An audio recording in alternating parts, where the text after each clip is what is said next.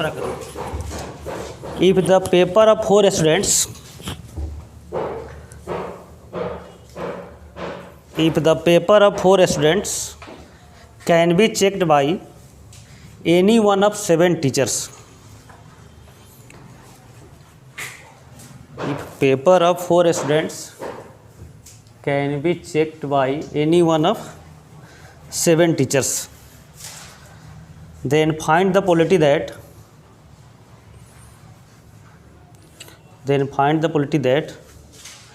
all the 4 papers are checked by exactly 2 teachers. Find the polity that all the 4 papers are checked by exactly 2 teachers.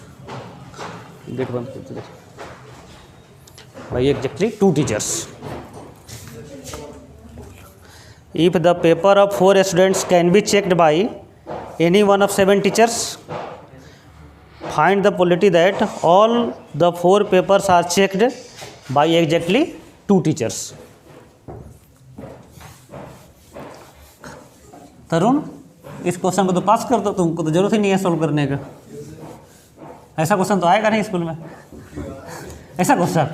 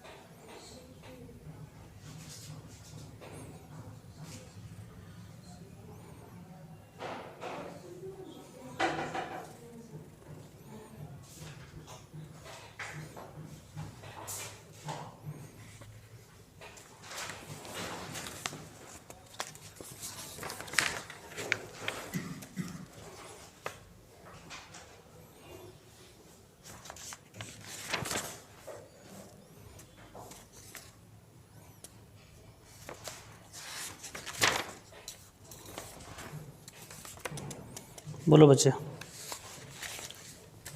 Solve करते हैं। NS बोलो क्या होगा? 7 to the power 3 by पता नहीं, check करते हैं। एनएस बोलो, सिंप्लीफाई तो नहीं किए हैं। एनएस हो जाएगा 7 to the power 4। पहला पेपर 7 तरीका से चेक हो सकता है। n to the power r वाला फार्मूला, फर्स्ट पेपर भी, सेकेंड पेपर भी 7 वजह से, थर्ड पेपर भी 7। एनी का क्या मतलब है कि all 4 papers should be checked by only 2 teachers. तो बोलो 7C2, 7 में से कोई 2 पहले सेलेक्ट कर ले। अब 2 ही टीचर है, 4 पेपर है, तो पहला पेपर अब कितना चेक हो सकता है? 2 एज से, सेकेंड पेपर भी 2 एज से, तो 2 to the power 4। सही है। जैसे यहाँ 7 टीचर तो 7 to the power 4, अब 2 टीचर है तो 2 to the power 4। लेकिन जैसे 4 पेपर है, P1 P2 P3 P4 और 2 टीचर है, हो सकता है कि T1 जो है या 3 पेपर चेक किया हो और T2 जो है चौथा पेपर चेक किया है। तो ये चारों पेपर क्या हो रहा है? 2 ही टीचर से चेक हो रहा है, 5 टीचर अलग हो गया, सेपरेट हो गया, ठीक है। तो यह एक वेज हो सकता है कि T1 जो है यह 2 पेपर चेक करे और T2 जो है यह 2 पेपर चेक करे। तो इन सभी को काउंट करेंगे तो क्या हो जाएगा? 2 to the power 4।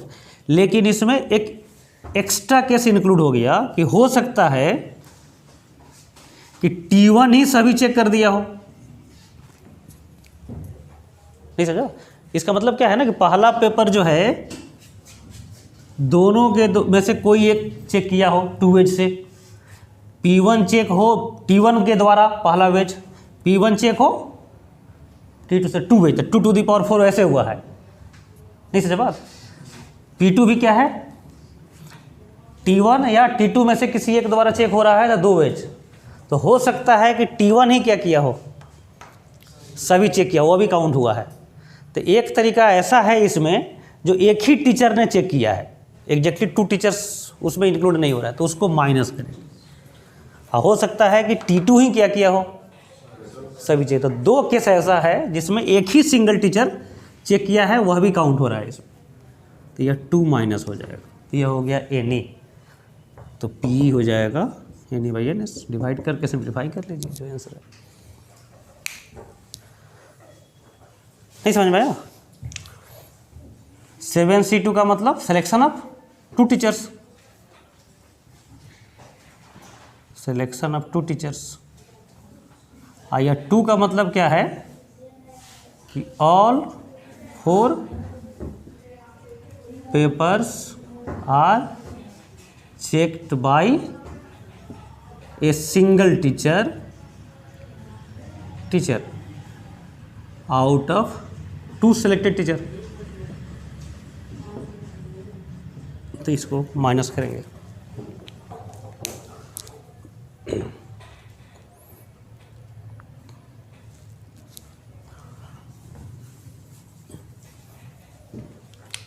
अब हेडिंग दो कंडीशनल प्रोबेबिलिटी।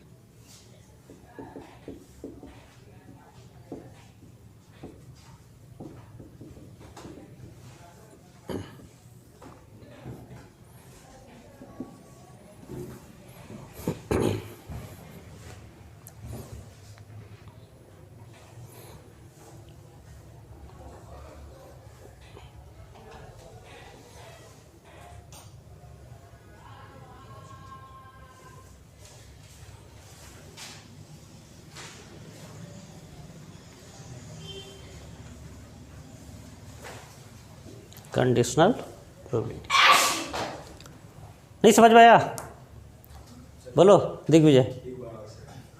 अरे जैसे मान लो तुम 2 टीचर है और 4 पेपर है और दोनों को ही चेक करना है, तो क्या क्या हो सकता है। एक पहले सोचो, चेक नहीं करना है, पहले सोचो यह P1 पेपर के भाग में कितना टीचर रहा है, 2, तो 2 वेज, P2 इतने 2 वेज, लेकिन चेक कितना से होगा, एक से या दोनों से, एक से। अकाउंट हुआ है 2 वेज। ये हो सकता है कि तुम भी दो पहला टीचर भी चेक कर सकता है या दूसरा टीचर भी। चेक एक ही के द्वारा होगा, लेकिन नंबर ऑफ वेज पॉसिबिलिटी है 2, तो 2 to the power 4। तो मान लो P1 चेक किसके द्वारा हुआ, T1 से, P2 भी मान लो चेक हो गया T1 से ही, P3 भी T1 से, P4 भी T1 से। हो सकता है ना कि 2 टीचर है तो T1 ही सबको चेक कर लिया, लेकिन क्वेश्चन में क्या कहा जा रहा है कि ये कोई है कि नहीं, दोनों टीचर मिलके चेक करना चाहिए। तो 2 to the power 4 में 2 वेज ऐसा है जिसमें केवल T1 ही चेक किया है सभी को और T2 ही चेक किया है सभी को, तो उस 2 वेज को माइनस कर दिए। नहीं आगे आएगा ऐसा क्वेश्चन, फिर आएगा, ठीक है, इसमें माइनस करना पड़ेगा।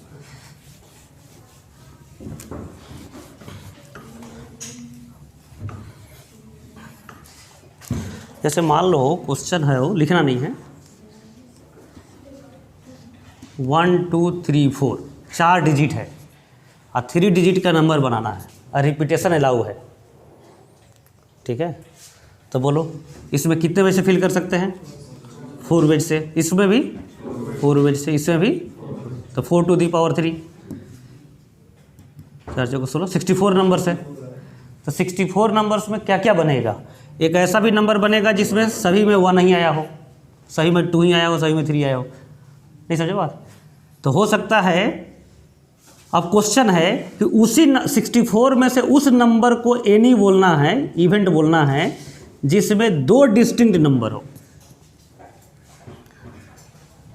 नहीं समझे बात। तो फिर क्या करना पड़ेगा, हाँ, फिर 1 ही आया हो, एक बार माइनस होगा, फिर 2 आया हो, समझे ना, तो वो सब माइनस करना पड़ेगा। तो वही माइनस, बोलो बच्चे, नहीं समझ में, ठीक है ना। क्योंकि यह तो सभी जितने पॉसिबल नंबर बन सकता है रिपीटेशन के साथ सभी काउंट हो रहा है इसमें। इसमें सिंगल डिजिट भी आया हो सकता है, डबल डिजिट भी आया हो सकता है, ट्रिपल डिजिट भी आया हो सकता है। क्या कोई दिक्कत है? नहीं समझ में आया? क्या करा?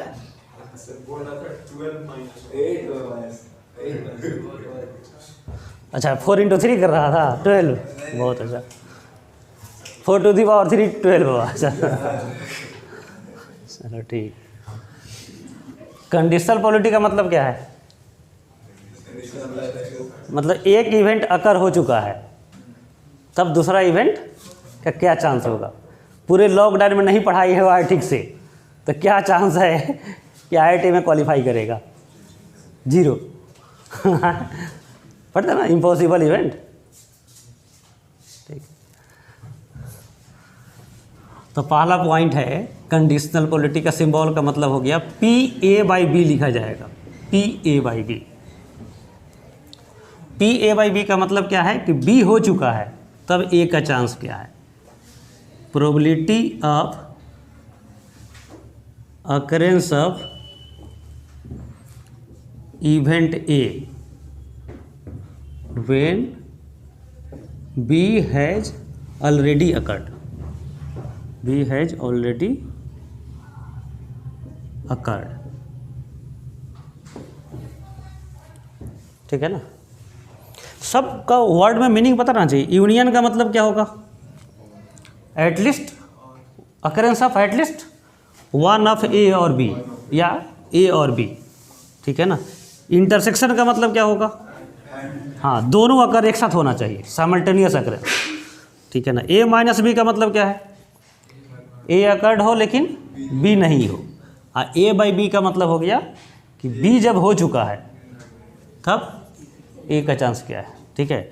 मान लो तरुण किसी का कॉपी किया आंसर, ठीक है, तो क्या चांस है कि वह सही हो, आंसर सही हो। ठीक है? तो ये कवर कॉपी करता है ना एग्जाम में, स्कूल एग्जाम में। हाँ, तो probability of occurrence of event A when B has already occurred. अब इसका फॉर्मूला क्या होगा? यूनियन। हाँ देखो, ये सिंपल N/Ns जैसा है। ये जैसे एक डाइस को थ्रो करेंगे तो सैंपल स्पेस आएगा 6। अब मान लो कि इवन नंबर आया है, किसी ने डाइस थ्रो किया लेकिन तुमको दिखा नहीं रहा है, केवल बोल रहा है कि यह है इवन नंबर आया है, तो वह जो आया है वह 2 ही हो, इसका क्या चांस है? तो इवन नंबर आया है तो ये तो श्योर हो गया कि ना। अब सैंपल स्पेस क्या होगा? 3। अब N हो जाएगा 2, तो 2/3 होगा, 1/3 होगा। तो यह सैंपल स्पेस अब नहीं होगा। सैंपल स्पेस क्या होगा? जो ऑलरेडी अकर हो चुका है अब वह सैंपल स्पेस होगा। नहीं समझा बात? ठीक है, तो B हो जाएगा सैंपल स्पेस, और इस B में जो एलिमेंट हो A का भी, तो कॉमन एलिमेंट हो जाएगा। समझ रहे हैं?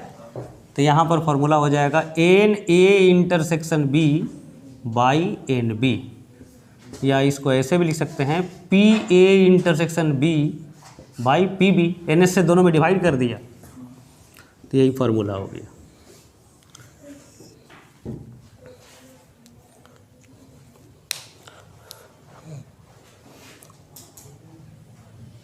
समझा इसको? फिर दोबारा भले ही हम फार्मूला लिखेंगे PA/PB, लेकिन सिंपली हम सॉल्व करेंगे N/NS से। बस यह ध्यान रखना है, S क्या हो जाएगा अब? हाँ, जब B हो जाएगा, जो अकर्ड हो चुका है वह NS हो जाएगा। हाँ, नो डाउट B क्या नहीं होना चाहिए? इम्पॉसिबल इवेंट नहीं होना चाहिए। अब यह नहीं बताना है कुछ नहीं हुआ है तब इसका चांस क्या है। ठीक है, तब तो सिंपली N/NS हो जाएगा। अब इसमें एक टर्म है independent event, dependent event.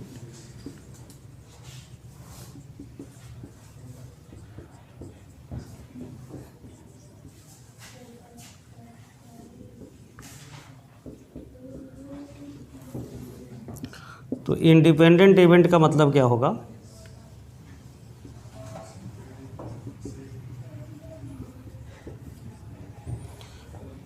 occurrence और नॉन अकरेंस, नहीं इंटरसेक्शन से उसका कोई मतलब नहीं है। Occurrence of non occurrence of events A, occurrence और non occurrence of event A doesn't affect occurrence और non occurrence of B, occurrence और non occurrence of event B, then A and B are called independent events. A and B are called independent events.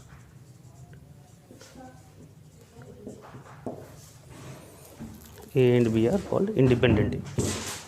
तो dependent का definition लिखने की जरूरत नहीं है, उसी से हो जाएगा, उसी का अपोजिट।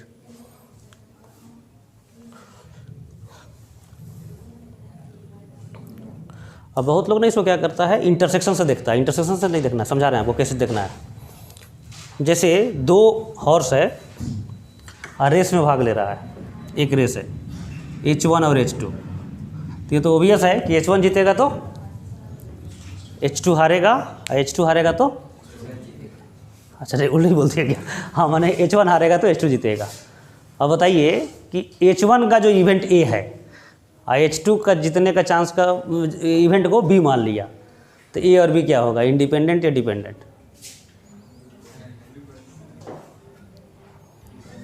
बोलो तरुण।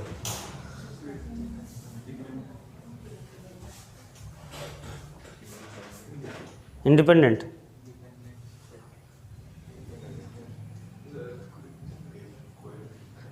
कोई भी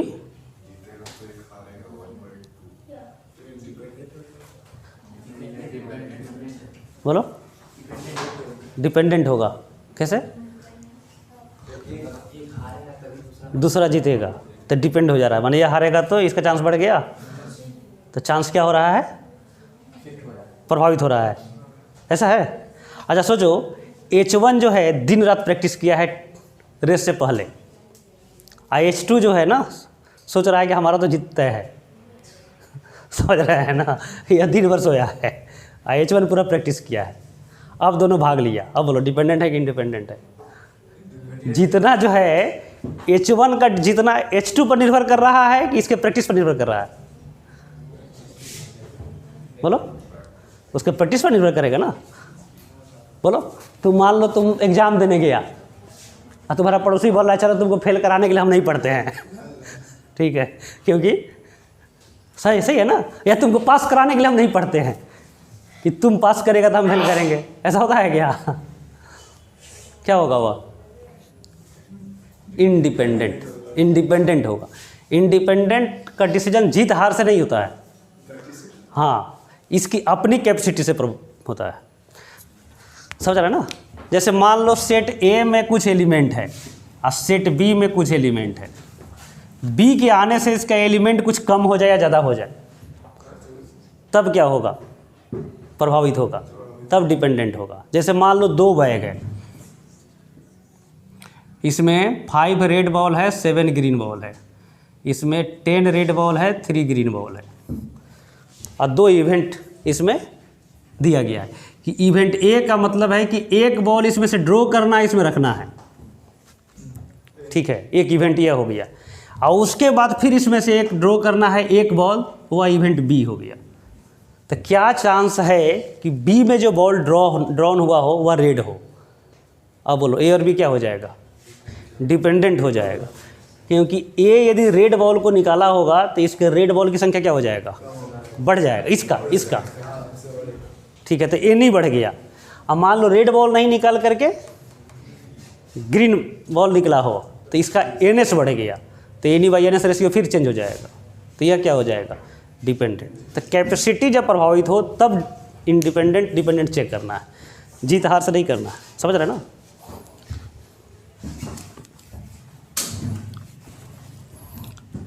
तो समझिए चेक करने का तरीका। अब आप ना इस क्वेश्चन किसी को पूछ सकते हैं, टीचर से भी पूछ सकते हैं कि दो घोड़े हैं, ऐसे बोलेंगे ना तो टीचर है पहचान लेगा कि इंडिपेंडेंट इवेंट है। आप हमेशा बोलिए किसी को, ये तो हम लोग बहुत टेस्ट किए हैं, ठीक है, जिसको सिखाते हैं उसको बोलते हैं टेस्ट करो, ठीक है, कि दो हॉर्स है, एक जीतेगा तो दूसरा हारेगा, यह बोल देना है ठीक है, और उसके बाद पूछना है कि यह H1 H2 जो इवेंट है वह इंडिपेंडेंट है या डिपेंडेंट है। डेड श्योर है, क्या बोलेगा? डिपेंडेंट है। क्यों?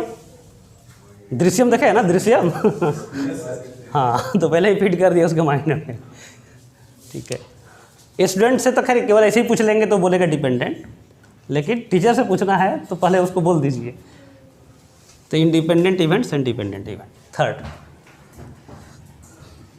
when events be independent, when A and B be independent events,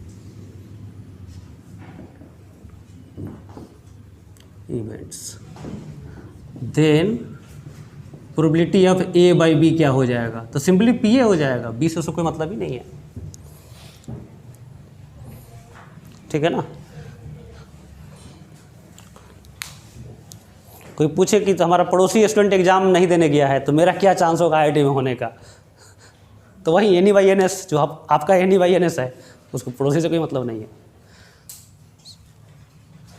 समझ गए होंगे, ठीक है।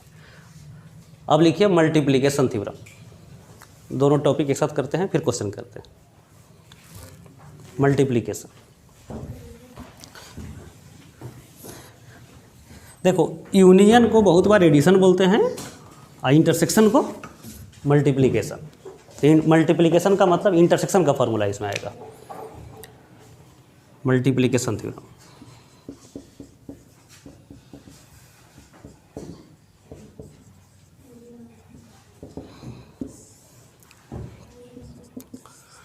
तो मल्टीप्लिकेशन थ्योरम का मतलब हो गया PA इंटरसेक्शन B का फॉर्मूला क्या होगा, ठीक है।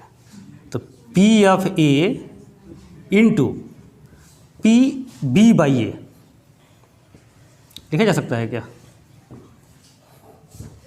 देखो यहाँ से क्रॉस मल्टीप्लाई हो गया। PA इंटरसेक्शन B को लिखा जा सकता है PA into PB by A, ठीक है। या उल्टा भी कर सकते हैं, PB इंटू बोलो A बाई B, ठीक है। अब क्वेश्चन में कौन यूज करेंगे? जिसका डाटा अवेलेबल हो। मान लो इसका डाटा अवेलेबल हो तो यह यूज करेंगे, इसका डाटा अवेलेबल हो तो यह यूज करेंगे, ठीक है। PA intersection B PA into PB by A,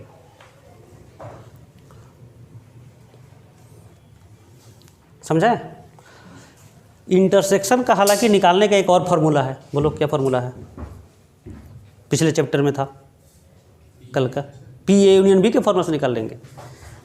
PA union B का फॉर्मूला यदि पता है PA plus PB minus PA intersection B, तो यहाँ से भी निकाल सकते हैं, ठीक है। इन तीनों का वैल्यू पता हो तो यहाँ से निकल जाएगा, ठीक है। लेकिन बहुत बार क्वेश्चन में क्या है ना, इन तीनों का वैल्यू नहीं पता होगा, तब क्या करेंगे? यह यूज करेंगे। तो मैक्सिमम चांस यही है कि यही फॉर्मूला आपको यूज करना पड़े।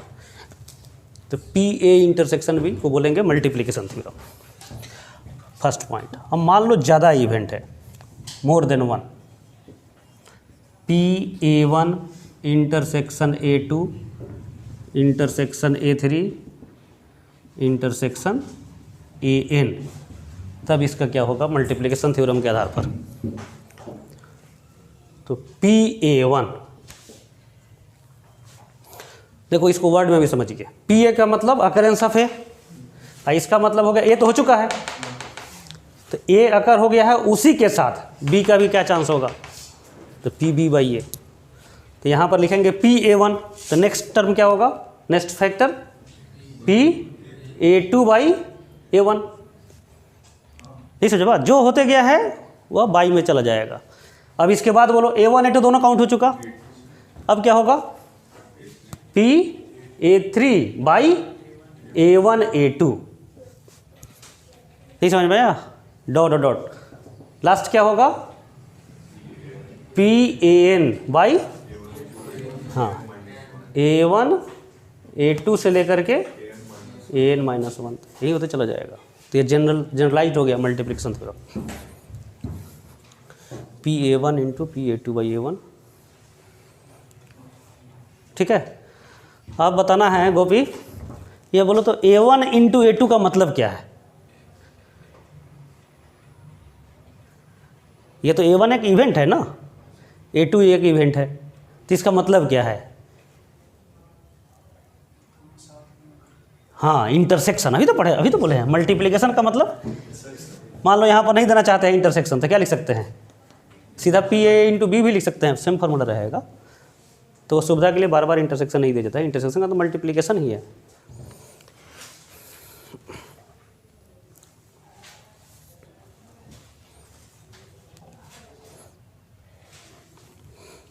ठीक है, प्रूफ कैसे करेंगे इसको, कैसे प्रूफ करेंगे।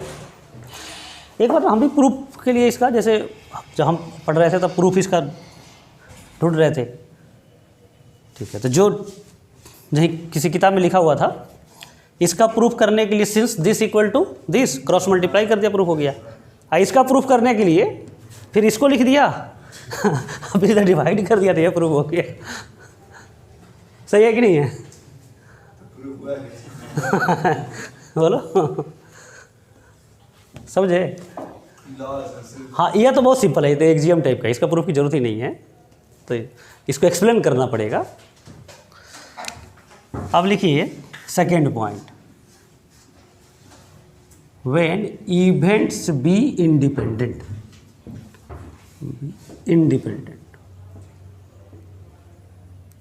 इवेंट्स जब इंडिपेंडेंट हो तो मल्टीप्लिकेशन थ्योरम थोड़ा अब सिंपल हो जाएगा। बोलो क्या हो जाएगा। हाँ, इंडिपेंडेंट में तो यह सीधा PB हो जाएगा, तो सिंपली हो जाएगा PA इंटू PB।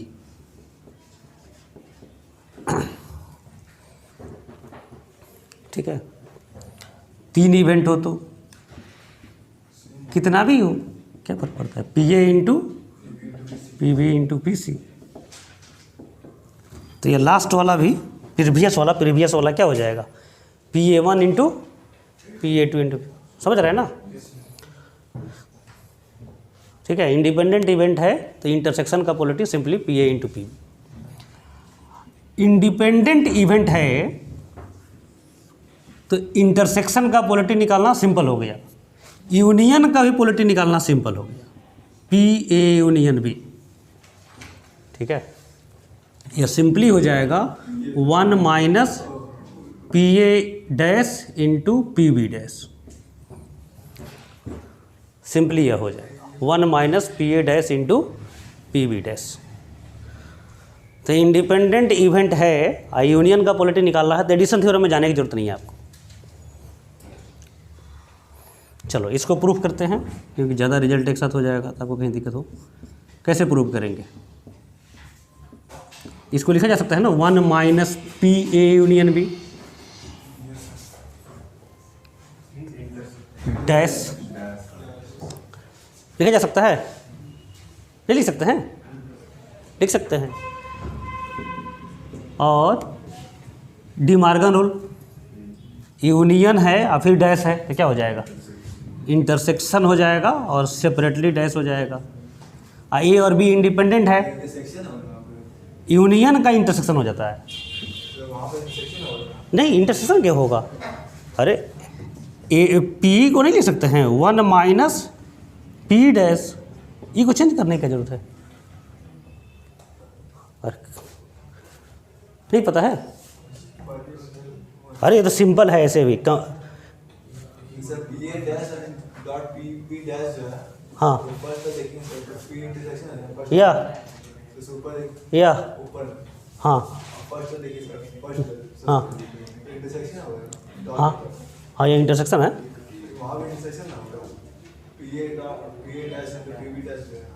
यहाँ पर इसके बाद ये फार्मूला हो जाएगा भाई। देखो अब जो है इंटरसेक्शन का मतलब मल्टीप्लिकेशन, इंटरसेक्शन का मतलब क्या है, मल्टीप्लिकेशन थ्योरम। इंडिपेंडेंट है तो मल्टीप्लिकेशन थ्योरम में क्या हो जाएगा, सिंपली उनका प्रोडक्ट हो जाएगा। तो इसके बाद का लाइन क्या हो जाएगा, 1 minus PA dash into PB dash. नहीं समझा? तो इंडिपेंडेंट इवेंट है तो एडिशन थ्योरम में भी आपको हेल्प मिलेगा।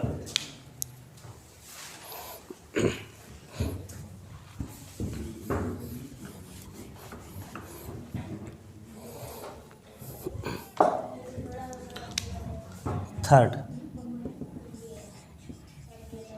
मान लो 3-4 इवेंट है, A1 union A2 union AN, independent event है सभी, तो क्या हो जाएगा? यही रूल हो जाएगा, 1 minus PA1 dash into PA2 dash dot dot PAN dash. ठीक है, ज़्यादा हो गया? नहीं हट जाएगा इतना दिमाग में? 2 ही तो फार्मूला है, एक कंडीशनल एक मल्टीप्लिकेशन, 2 फार्मूला, और तीसरा फार्मूला जब इंडिपेंडेंट है, 3 फार्मूला है। ठीक है, अब इसमें थोड़ा घुमा फिरा ज़्यादा हो गया है। इसको बोलते हैं, नाम से याद रखेंगे तब, rule of complementation rule. Complementation rule कब लागू होगा? कंप्लीमेंटेशन रूल जब इवेंट्स इंडिपेंडेंट हो।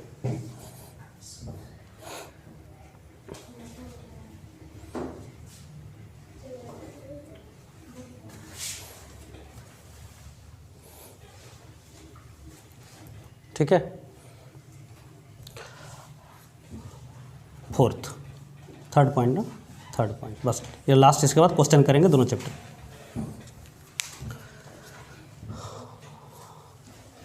जैसे मैथमेटिकल डाटा जो है ना ज़्यादा रीडेबल है, मैथमेटिकल डाटा। जैसे मान लो तुम्हारे फादर है, पूछे कि इसका क्या चांस है IIT में होने का, हम लोग लग रहा है हो ही जाएगा, तो उनको क्या समझ में आएगा? नहीं समझे? ऐसे बोले कि 10 पॉइंट्स में 8 पॉइंट चांस है इसका होने का, हाँ, तो ये ज़्यादा समझ में आएगा ना? नहीं समझो बात? आजकल फीडबैक भी देखते होंगे ना, मोबाइल पर जो आता होगा वो डिजिट में दिया जाता है, क्योंकि ऐसे ना लिख देंगे ना, हाँ ठीक है सेटिस्फाइड हैं, तो वह उतना समझ में ही नहीं आएगा। लेकिन यदि नंबरिंग इसको करके दिया जाए तो वह ज़्यादा अंडरस्टैंडेबल है। इसलिए हर चीज़ को रीड किस में करना चाहिए? मैथमेटिक्स में, नंबर के टर्म में। ठीक है, तो खुद को भी रीड करना सीखिए मैथमेटिक्स के टर्म में। ठीक है, तो पता चलेगा एक ही नंबर मिल रहा है हर चीज़ में 0। ठीक है, हाँ, थर्ड पॉइंट में क्या हम बोलने वाले थे? हाँ, इंडिपेंडेंट इवेंट जैसे बोला, कैपेसिटी देख करके हम चेक करेंगे। अब मान लो कि हॉर्स है, रेस है, कुछ दिया ही नहीं हो, सिंपली एलिमेंट दे दिया है, A है B है, अब चेक कीजिए कि इंडिपेंडेंट है या डिपेंडेंट है, तब कैसे चेक करेंगे? मान लो उसके पीछे कहानी पता होता तो पता चल जाएगा, नहीं कुछ ऐसा ही डाटा दे दिया गया है, तब इंडिपेंडेंट है कि डिपेंडेंट है चेक करना मुश्किल हो जाएगा। तो एक मैथमेटिकल फार्मूला चाहिए चेक करने के लिए, तब वही लिखेंगे how to check independent events. How to check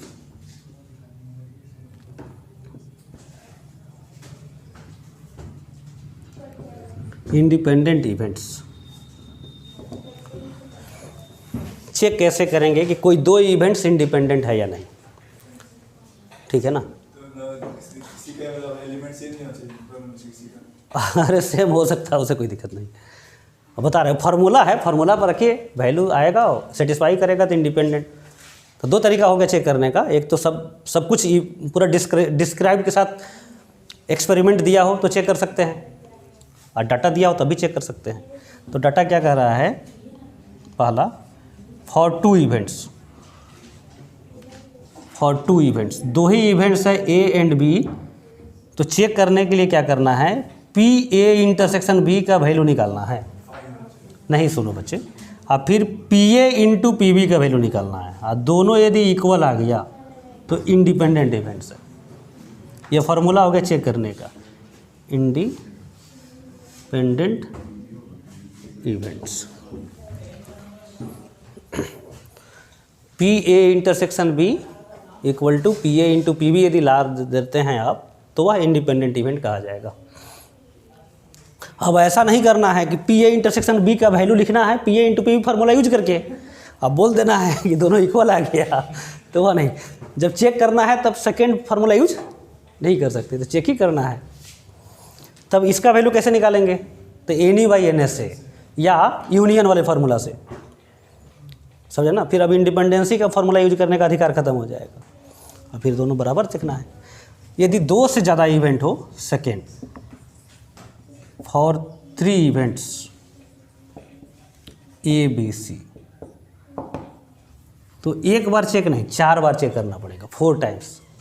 सबसे पहले चेक करेंगे P A intersection B P A into P B हो, फिर P B intersection C P B into P C हो, P A intersection C P A into P C, अब P A intersection B intersection C P A into P B into P C के बराबर हो। यह चारों यदि equation satisfy है, हाँ, तब जो है A B C are independent event.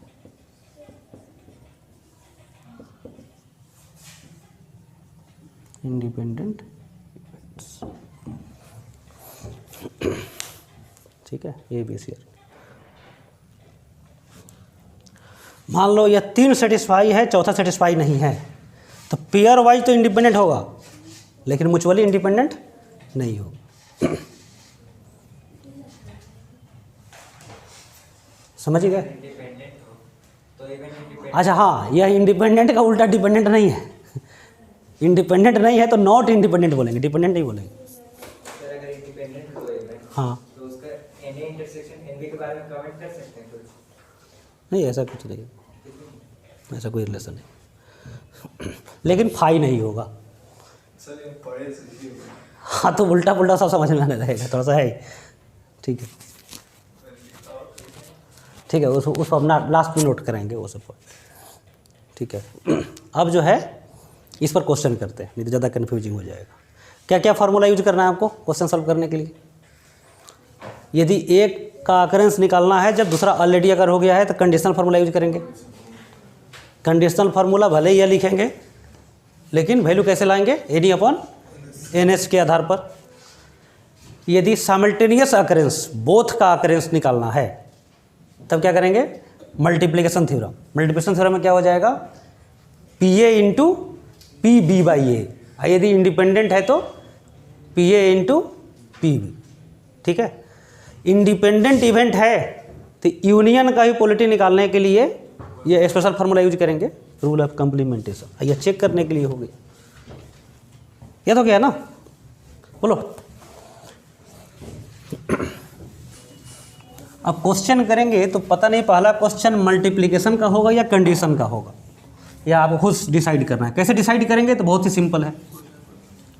हाँ, एक का अकर हो गया है, दूसरे का निकालना है तो कंडीशनल, अब बोथ का निकालना है तो मल्टीप्लिकेशन, ठीक है। तो क्वेश्चन लिखिए और इस पर क्वेश्चन जाके आज ही सॉल्व करेंगे घर पर, नहीं तो फिर गड़बड़ हो जाएगा ये सब।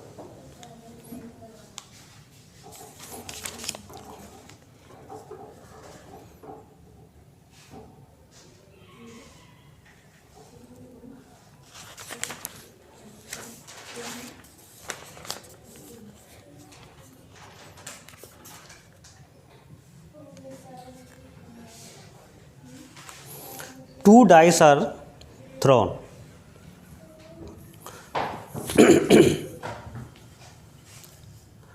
Two dice are thrown. Find the probability that two dice are thrown.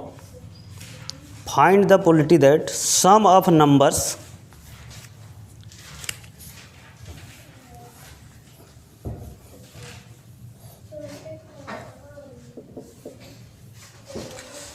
देखो, जैसे आपको कन्फ्यूजन हो रहा था ना, इंडिपेंडेंट इवेंट होगा तो उनके इंटरसेक्शन में क्या रिलेशन होगा। मान लो इंटरसेक्शन फाई है, तो पी ए इंटरसेक्शन बी का वैल्यू क्या हो जाएगा, 0 हो जाएगा। यदि फाई है, ए इंटरसेक्शन बी में कोई एलिमेंट कॉमन नहीं है, तो उसका एलिमेंट क्या हो गया, कॉमन एलिमेंट तो 0, तो उसका पॉलिटी क्या हो जाएगा 0। समझ रहे ना। अब पी तो कुछ ना कुछ होगा, 1/2 1/3 कुछ ना कुछ तो होगा, पी भी कुछ ना कुछ होगा, तो यह दोनों इक्वल नहीं हो सकता है। तो यदि इंडिपेंडेंट इवेंट है तो इतना श्योर है कि उसमें कॉमन एलिमेंट कुछ ना कुछ होना चाहिए। नहीं समझे बात। इंडिपेंडेंट इवेंट है तो, इंडिपेंडेंट है तो कॉमन एलिमेंट कुछ ना कुछ होना चाहिए, क्योंकि कॉमन एलिमेंट नहीं है तो क्वेश्चन बदलते रहेगा, इसका वैल्यू क्या आएगा, हमेशा 0 आएगा यदि कॉमन नहीं है तो। आई अब पी ए इंटू पी भी तो कोई ना कोई नंबर होगा। नहीं समझे बात। अरे बात समझ में, हाँ ठीक है, क्लियर है। दिल से नहीं सोचना है, दिमाग का सोचना है इसमें नहीं तो फिर गड़बड़ ले सोचेगा ना। इंडिपेंडेंट है तो कॉमन नहीं होना चाहिए, कॉमन होना चाहिए। अब फिर इस बार भी कमेंट है, अब लेकिन सब करेंगे ना कन्फ्यूजन होने लगेगा। मान लो कि ए फाई है, ए फाई है, तब क्या हो जाएगा, यह रूल नहीं लागू होगा उसके लिए, ठीक है। तब तो क्या हो जाएगा, L H S equal to, वो सब लास्ट में नोट लिखाएंगे। अभी क्वेश्चन सॉल्व करने के लिए सबका जरूरत नहीं है, क्वेश्चन सॉल्व करने के लिए लास्ट में जो नोट लिखाएंगे सबका कोई जरूरत नहीं है। क्वेश्चन सॉल्व करने के लिए 3 फार्मूला की जरूरत है, कंडीशनल, मल्टीप्लिकेशन और इंडिपेंडेंट इवेंट है, तो यह सब फार्मूला, बस 3 फार्मूला आपको यूज करना। हाँ क्या लिख रहे थे, आवाज़ नहीं करो, बोलो क्या बोल रहा है।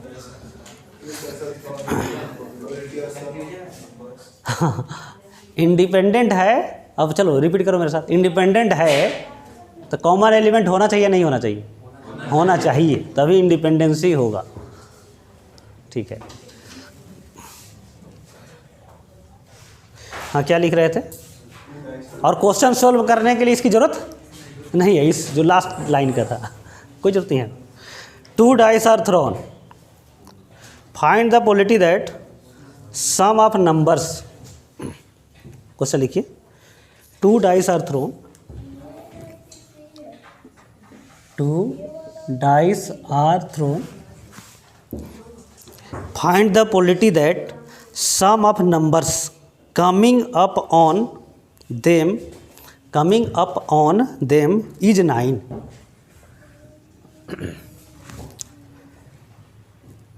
Two dice are thrown, find the probability that sum of numbers coming up on them is 9 if it is known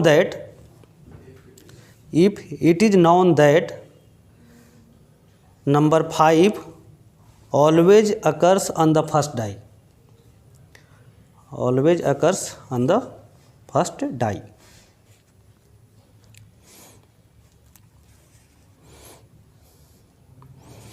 Always occurs on the first die. सोचिए बहुत सिंपल है। 1/6 या 1/2, 1/6, हाँ 1/6। चलो क्या किसका पॉलिटी निकालना है। ए इवेंट का मतलब क्या है, सम ऑफ नंबर्स क्या होना चाहिए 9। अच्छा एक चीज़ समझिए, स्कूल में लैंग्वेज हमेशा कैसे लिखना है, हमेशा लिखना है रैंडम एक्सपेरिमेंट, ये सीख लीजिए। रैंडम एक्सपेरिमेंट जो क्वेश्चन है उसी को लिख देना है, नहीं समझ में है कुछ तो रैंडम एक्सपेरिमेंट क्या है, थ्रोइंग 2 डाइस रैंडमली, ठीक है। फिर मानेंगे let event A equals to, A का मतलब क्या है, सम ऑफ नंबर्स क्या होना चाहिए 9 होना चाहिए। इवेंट दैट हमेशा लिखना है, event that sum of numbers be 9। B का मतलब क्या है,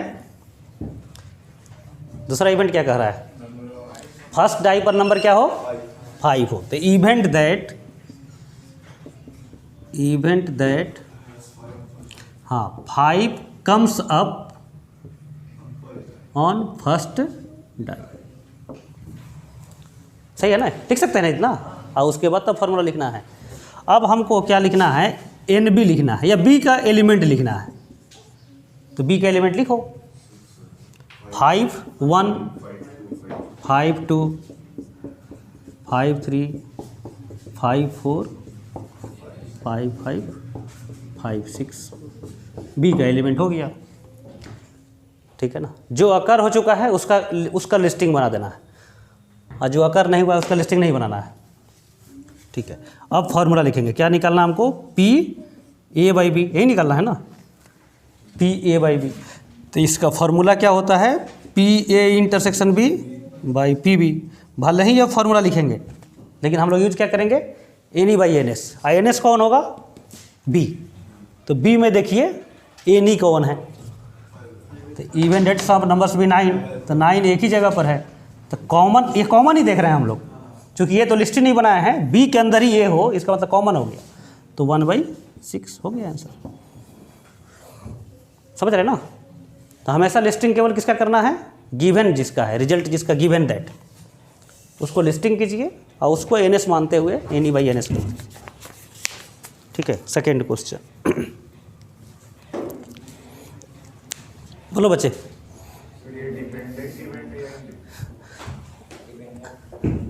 बोलो बच्चा, डिपेंडेंट है कि इंडिपेंडेंट है। तब क्या करना पड़ेगा, ए का पी ए निकालना पड़ेगा, पी बी निकालना पड़ेगा, और पी ए इंटरसेक्शन बी निकालना पड़ेगा। रिलेशन जो इक्वेशन है, चलो निकाल ही लेते हैं। पी ए निकालिए, पी ए का मतलब क्या है, सम ऑफ नंबर्स क्या होना चाहिए, 9। अब एन एस हमारा ये 6 नहीं, अब एन एस क्या होगा, 36। अब ये सब तो हम फॉर्मूला यूज ही नहीं करेंगे, तो 9 वाला कितना होगा, लिस्टिंग कीजिए, 6 हो जाएगा। 9 वाला 3 6 और 4 5 5 4 6 3 4, तो 4/36। पी बी निकालो, पी बी निकालेंगे। पी बी तो लिखा हुआ है, कितना है इसमें, 6/36। पी ए इंटरसेक्शन बी निकालिए, 1 है ना, तो 1/36। ये सभी हम लोग पहला चैप्टर से निकाले हैं, n E by n S से। अब इस दोनों का वैल्यू देखो कितना हो रहा है, 1/9। यह क्या हो रहा है, 1/6, और दोनों का प्रोडक्ट क्या आ जाएगा, 1/36।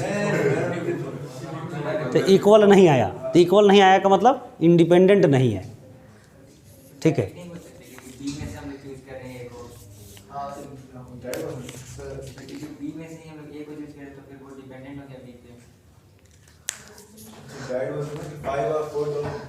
फिर तुम कॉमन जैसा देखने लग रहा है ना।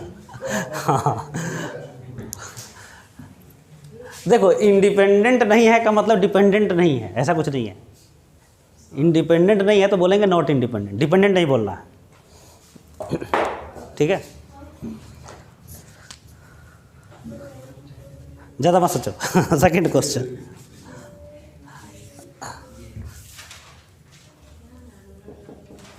गोपी पूरा शांत हो गया तुम, उछलो कूदो थोड़ा।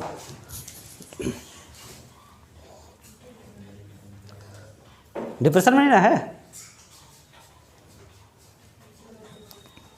सेकेंड क्वेश्चन,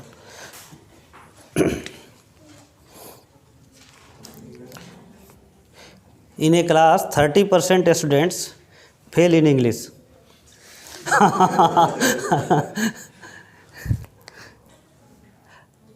जब हम 12 में थे तो केवल मैथ ही पढ़ते थे, क्योंकि गांव में कौन टीचर मिलेगा पढ़ाने के लिए, तो एक मैथ सब्जेक्ट जो खुद हम पढ़ सकते थे, ठीक है। और जो नियरेस्ट टाउन के जितने टीचर थे सबको हम देख चुके थे एक दिन जा करके। हमको 9th 10th से ही बुक पढ़ने का रीडिंग, क्योंकि गांव में कोई सहायता कहीं से मिल ही नहीं सकता था, तो एक ही कर सकते थे, बुक पढ़ के सीख सकते थे, ठीक है। तो हमको शुरू से आदत हो गया था कि बुक पढ़ करके चैप्टर को बनाना, और हमारा शुरू से ये आदत रहा है जो आप लोग बोलते हैं, पहले सॉल्व नहीं सॉल्व करते थे, समझ रहे हैं ना। तो बहुत सा डाउट था जो सॉल्व होता ही नहीं था। तो कुछ मेरे जो टीचर थे जो हम पर थोड़ा दया दिखाते थे, तो एक जिला स्कूल के टीचर से मिलाए, जितना डाउट है एक दिन पूछ लो, ले गए अपने से बैठा करके शहर में, ठीक है। वो घर के अंदर गए, कुजिका समझते हैं क्या, एक कुजिका आता है, पता नहीं आवाज़ कहलाता है कि नहीं, ऐसा है जिसमें सभी क्वेश्चन को सॉल्व किया हुआ रहेगा, उसको कुंजिका बोलते थे। हाँ, हिंदी मीडियम का था, तो कुजिका ला के दे दिए, कहे कि जाओ घर पर जो नहीं सॉल्व हुआ है देख लेना इसमें से।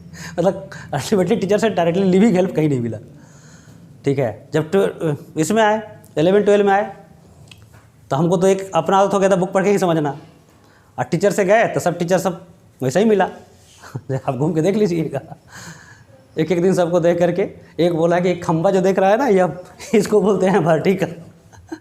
इधर खंबा टांगा हुआ था क्लास में, बाँस इधर गाड़े हुआ था, इसको बोलते हैं हॉरिजॉन्टल। ठीक है, उसके बाद फिर दोबारा आप नहीं है। हाँ, वहाँ के वो सबसे क्या गजब के समझा रहे हैं, पूरा दिख रहा है। ठीक है, तो गधा स्टूडेंट वैसे ही होते हैं। एक टीचर और था, उसमें कमलेश और पढ़ा रहा था, तो 1-2 क्लास गए थे वहाँ पर। तो आर्गूमेंट होता है ना कि 0 से लेकर पाई तक, तो बुक से ही देख के पढ़ाता है लोग, तो लिख दिया था 0 से लेकर पाई तक यहाँ इक्वल होता है, यहाँ इक्वल नहीं होता है, 0 पर इक्वल होता है पाई पर, समझ रहे हैं ना। वो प्रिंसिपल एंगल नियरेस्ट एंगल को इंक्लूड करते हैं, पाई दूर हो जाता है तो इंक्लूड नहीं करते हैं। वहाँ पर हम पूछते यहाँ पर इक्वल दोनों तो एक ही है, 0 और पाई, तो दोनों को इंक्लूड क्यों नहीं किया गया? तो बोला कि यहाँ लिखा हुआ है ना इक्वल, और वही प्रूफ पर तो समझा रहे थे, ऐसा नहीं गुस्सा हो गए, प्यार से समझा रहे थे। इसी तरह के टीचर मिले। ठीक है, तो केवल मैथ ही था जो हम खुद से ट्राई करके पढ़े थे, और जो मेरे रूम पार्टनर थे वो अपने यूनिवर्सिटी टॉपर थे, कॉलेज टॉपर थे। ठीक है, लेकिन उन्हीं टीचर लोग के स्टूडेंट थे तो प्रभाव तो वही रहेगा। ठीक है, तो उनसे कुछ हेल्प मिला, कहीं कहीं फंसते थे तो वो समझा देते थे। तो ऐसे करके मैथ का तो पार लग गया। फिजिक्स केमिस्ट्री मेरा 0, एग्ज़ाम नज़दीक आ गया। ठीक है, अब हम कहें कि हम तो फेल कर जाएंगे। ठीक है, तो गोपी तुम्हें तो हम भी सोचे कि इस साल छोड़ देते हैं। ठीक है, जब हमारे साथ रहते थे ना 6-7 आदमी, सबसे सीनियर लोग था, तो बोला कि तुम बोलो डाटा सब, कहा कि तुम बैठ जाओ, पास कर जाएगा। ठीक है, तुमको छोड़ने की जरूरत नहीं है। लेकिन हम बहुत परेशान थे, तो बच गया 2 दिन टाइम। सोचते सोचते अब एग्ज़ाम, हाँ 2 दिन अब टाइम बच गया, अब क्या करें। ठीक है, एक था जो घर के लोग तो कोई समझा नहीं सकता था, सब किसान लोग, जो समझा सकता था मेरे यही थे आसपास के जो सीनियर्स लोग थे। तब जो है गए वो खरीदने के लिए gas paper. Brilliant gas paper था। ठीक है, गैस पेपर गए खरीद के लाए। शायद पहला दिन फिजिक्स था। अच्छा, उस समय तक मेमोरी पावर ठीक था, मतलब हमारा था मेमोरी पावर शुरू में ठीक ही था, कुछ ही रीड कर जाए तो 2-3 महीना तक हम याद रख सकते थे, चाहे समझ में आए चाहे नहीं आए। ठीक है, तो रीड करना शुरू किया गैस पेपर, समझ में आता था नहीं, किताब पढ़ नहीं सकते थे उतना टाइम। ठीक है, केवल 7-8 दिन केवल खिचड़ी ही खाए, खाना खुद बनाते थे, तो ओनली खिचड़ी खाए, आधी रात पढ़ करके जाते थे। ठीक है, तो सब में अच्छा ही मार्क्स आया। ठीक है, सब में लगभग डिस्टिंक्शन है। सही सब्जेक्ट में पास कर गए। ठीक है, तो इसलिए जो है आप लोगों को भी सब टेंशन हो रहा होगा, तो ये अपना शेयर कर दिए। तो बोर्ड पास करना जो है, हाँ 10 घंटा मुश्किल से पढ़ते थे हर सब्जेक्ट, और गेस्ट पेपर से सब लड़ ही जाता था लगभग। क्या करा CBSE में, हाँ। अच्छा, इसको पता होगा, तो उसमें LND ना, श्री कृष्ण नगर में कौन है कॉलेज? LND में चोरी नहीं होता है, अब होता है, उस समय चोरी नहीं होता है। ठीक है, हाँ, तो उस समय जो है चोरी नहीं करने देता था, तो चोरी होता नहीं था वहाँ पर सब्जेक्ट टाइप। मैंने सबसे ज़्यादा टीचर वही पीटे जाते थे, चोरी नहीं करने दिया, जिसके एग्ज़ाम खराब आया तो बाहर निकल के सब पिटता था। ठीक है, तो ये कॉलेज में अपना प्रतिष्ठा पता कि चोरी नहीं होने देंगे। एक और था short hand and typing, extra subject था। ठीक है, तो उस दिन हम जाके डायरेक्ट पूछ लिए जो बैठा हुआ था कि इसमें चोरी होगा कि नहीं होगा। ठीक है, शॉर्ट हैंड टाइपिंग में, तो बोला कि होगा। हाँ बोल दिया, घुसाया नहीं। ठीक, सब डाउट में था ना, अगल बगल था क्या किया जाए। कोई शॉर्ट हैंड टाइपिंग तो जैसे एक्स्ट्रा सब्जेक्ट तो कोई पढ़ता नहीं है, और उसमें था ना कि होल मार्क्स में ऐड नहीं होगा, ऑब्टेन्ड मार्क्स में ऐड होगा, वो ऐसा सब्जेक्ट था। नहीं समझा बात? पता नहीं अब आप लोगों का है कि नहीं है फैसिलिटी। वो जो शॉर्ट हैंड टाइपिंग का जो एक्स्ट्रा सब्जेक्ट का जो मार्क्स था, वो आपके ऑब्टेन्ड मार्क्स में ऐड हो जाएगा, और होल मार्क्स में ऐड नहीं होगा, तो परसेंटेज आपका क्या हो जाएगा? डिक्रीज बढ़ जाएगा ना। एग्रीगेट मार्क्स जो है कम रहेगा, और होल मार्क्स क्या रहेगा, उसमें वो ऐड हो जाएगा आपका ऑब्टेन्ड मार्क्स में ऐड हो जाएगा। और एग्रीगेट मार्क्स में उसको डिवाइड जब करेंगे परसेंटेज के लिए, तो एक्स्ट्रा सब्जेक्ट का मार्क्स ऐड नहीं होगा, तो डिनोटर कम हो गया, न्यूमरेटर तो वो हाँ, वो एक ऐसा था ना कि परसेंटेज बढ़ जाता। तो साइंस कॉलेज में एडमिशन लेना हो तो उस समय CBSE वाले लोग आता था 92%, 93%। कट ऑफ देता था साइंस कॉलेज में 85%। अब बिहार बोर्ड का जो टॉपर होता था उसका रहता था 80%। इस तरह का रहता था वहाँ, तो किसी का होता ही नहीं था एडमिशन। तो वह एक सब्जेक्ट था जिसके लिए, तो सब जाकर पूछा तो बोला कि हाँ होगा चोरी। तो सब लोग हम लोग गेस पेपर लेकर तैयार रख लिए।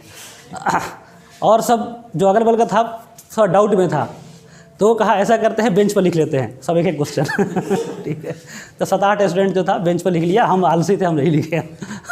हम कॉन्फिडेंट थे जब टीचर ही बोला है तो। अब बांट दिया आंसर। तो बांट दिया तो फिर एक आया, कहा कि तुम लोग सोच रहा है कि चोरी होगा तो तुम लोग भ्रम में है। ठीक है, सब फटाफट निकाल के अपना दे दिया, हम रखे हुए थे। फिर जो मेरे टीचर आए, हम पूछे सर बताइए क्या करना है, तो बोले कि दे दो। तो हम भी अपना फिर निकाल के दे दिए। तो वैसे ही था, जो बेंच पर लिखा हुआ था उसी से काम चला।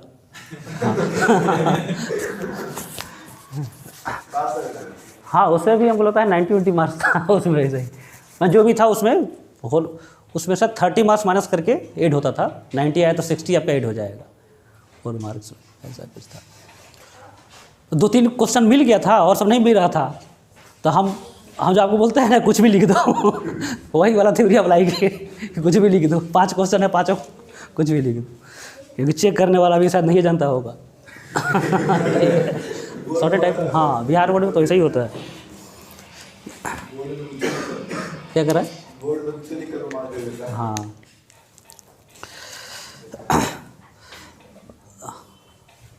CBSE स्कूल में ऐसा नहीं होगा ना? नहीं होगा ऐसा। हाँ, चिट नहीं होता है, चोरी नहीं होता है।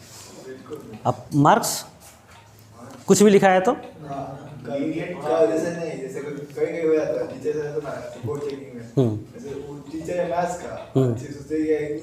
हाँ, तो ऐसे ही होता ही है सब जगह। पास कर रहा है, अच्छा मार्क्स नहीं देगा। 50। ठीक है, लिखिए अब। In a class 30% students fail in English, 20% fail in Hindi. 30% fail in English, 20% fail in Hindi and 10% fail in both.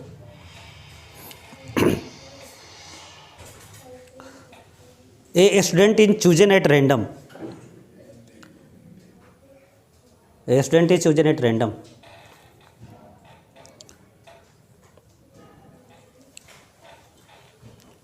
What is the chance that he will fail in English if a student is chosen at random? What is the chance that he will fail in English if he has failed in Hindi?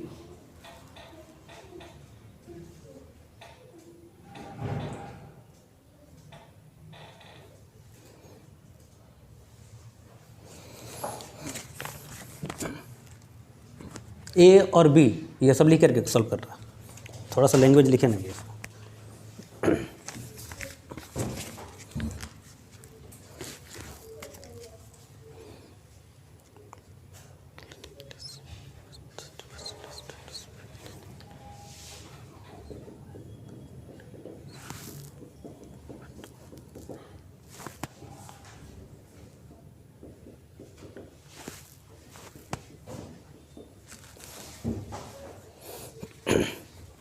इतना simple answer तो देख के बोल सकते हैं, क्या हो जाएगा?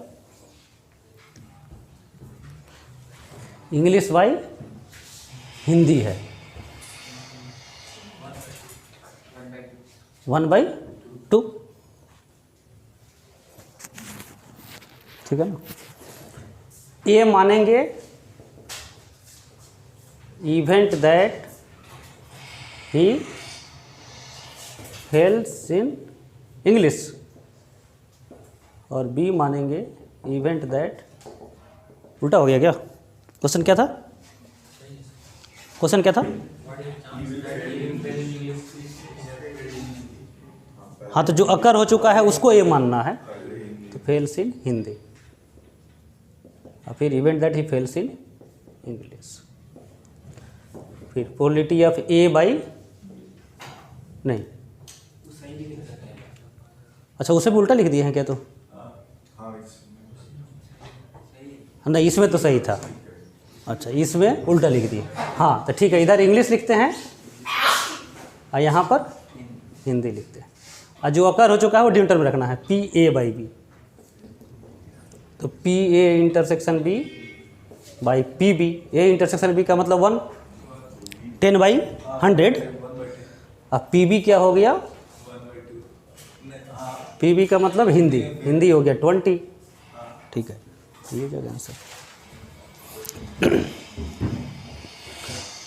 Next question.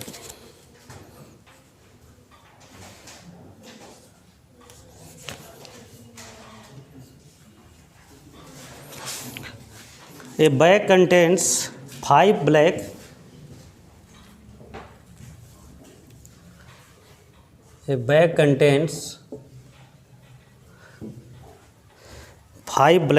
and 3 red balls.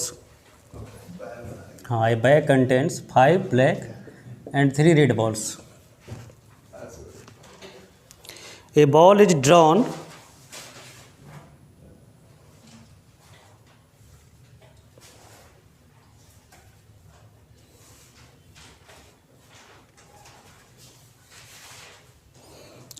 drawn and not returned to it.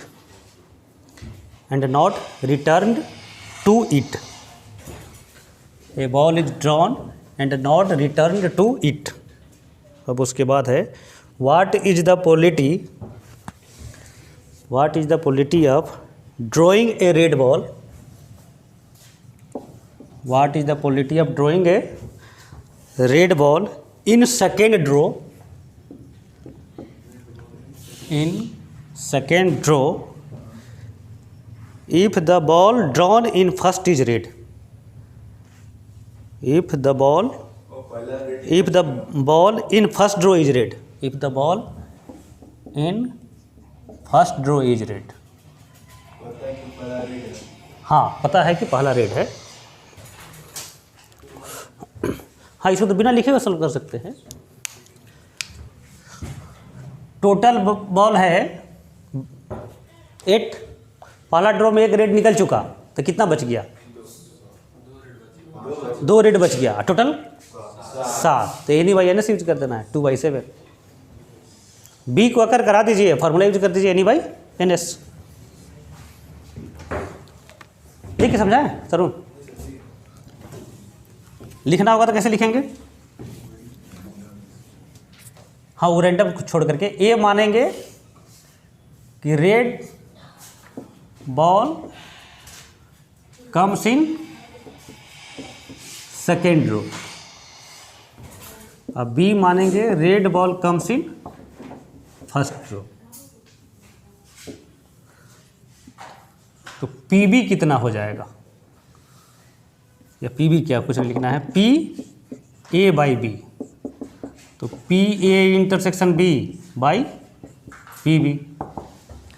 PB sample space है, या NA intersection B by NB।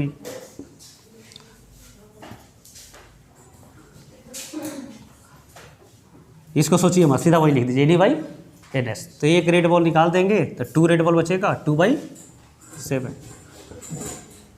ठीक है, इंटरसेक्शन सोचेंगे तो ज़्यादा लिखना पड़ जाएगा। हो जाएगा। तो कंडीशनल ईजियर है, ज़्यादा कुछ उसमें दिमाग ज़्यादा मत लगाइए। तो एक क्वेश्चन और लिखिए, फिर उसके बाद मल्टीप्लिकेशन में आते हैं।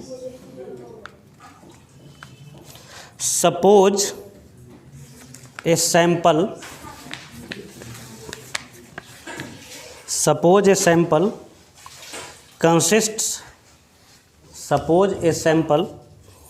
consists of the integer 1 2 3 ... 2n. Suppose a sample consists of integers 1 to 2n. 1 to 2n. The polity of choosing an integer, the polity of choosing the polity of choosing N integer के is proportional to log के, is proportional to log के। ये समझ में आया क्या कहा जा रहा है? The polity of choosing N integer के इज प्रोपोर्शनल टू लॉग के, मतलब P2 का पॉलिटी अब एनी बाई एन एस नहीं यूज करना है, log 2 हो जाएगा।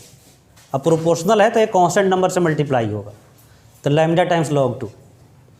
P3 का पॉलिटी क्या होगा? लैम्डा टाइम्स log 3, ये होगा। अब वो फार्मूला यूज नहीं करेंगे any by n s integer का पॉलिटी निकालने के लिए, ठीक है ना। यह हो गया बायस्ड, बायस्ड बोलेंगे ना इसको, सभी एलिमेंट का अलग अलग चांस है। बायस्ड कि अनबायस्ड? बायस्ड, बायस्ड कहा जाएगा ना। अनबायस्ड का मतलब फेयर होगा, वह अनबायस्ड हो जाएगा। ये तो फेयर नहीं हुआ ना, अनफेयर हो गया था, अनबायस्ड हो गया, ठीक है। क्वेश्चन अब है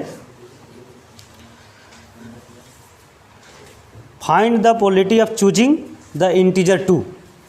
find the polity of choosing the integer 2। Find the polity of choosing the integer 2 given that,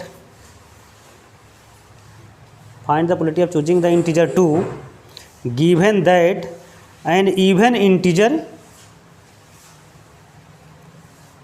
given that an even integer has been chosen। a given integer, given that an even integer has been chosen।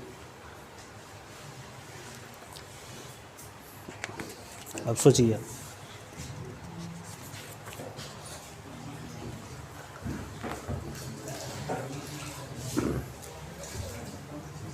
हाँ, दो line तो हमेशा लिखिए ए और B. एक किसको मानेंगे? Choosing 2। अब बी किसको मानेंगे? Choosing even integer. तो पी बी आपको निकालना है। पी बी क्या होगा? 1/n नहीं, पी बी बोलिए क्या होगा? पी बी पहले, हाँ, चूजिंग इवन इंटीजर नहीं, इवन इंटीजर में 2 हो सकता है ना, 4 हो सकता है। जैसे बी का एलिमेंट क्या क्या हो सकता है? 2, 4 से लेकर के 2n तक। तो 2 का आने का चांस लैम्डा टाइम्स log 2 या 4 का log 4, ये हो जाएगा ना, plus lambda times log 2n। सही है, ये हो गया। फार्मूला क्या हो जाएगा? P A by B. P A by B का मतलब P A intersection B by P. ये फार्मूला लिखेंगे, देखेंगे नहीं, उस पर ध्यान नहीं देंगे। पी बी का मतलब इवन नंबर आना चाहिए, ए का मतलब है 2 आना चाहिए। 2 आने का चांस क्या हो जाएगा? Lambda times log 2 whole by, यह डिवाइड हो जाएगा, लैम्डा टाइम्स log 2 से log log 2n, यही आंसर हो जाएगा।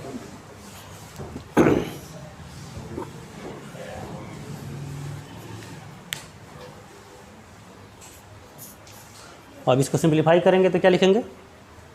सिंप्लीफाई कर सकते हैं, ये सब मल्टीप्लाई हो जाएगा ना, तो 2 to the power n into, इसको मल्टीप्लाई कर दें log 2 बाई log ऑफ, इसको मल्टीप्लाई करें 2, 4 से लेकर के 2n तक, तो 2 to the power n into, बताइए क्या आएगा? 1 इंटू हो गया ना सब। अरे इन सभी को मल्टीप्लाई करेंगे तो 2 into 4 into 6 into dot dot dot into 2n।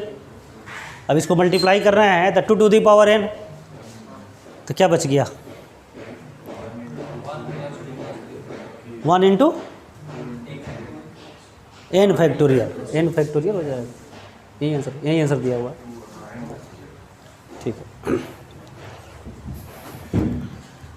Difficult लग रहा है क्या?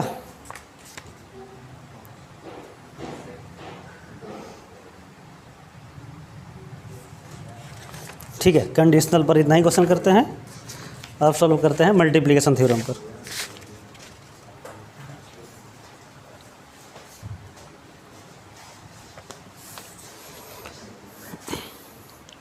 जाके इसी को फिर रिवाइज कर लेना और फिर बुक सॉल्व कर लेना।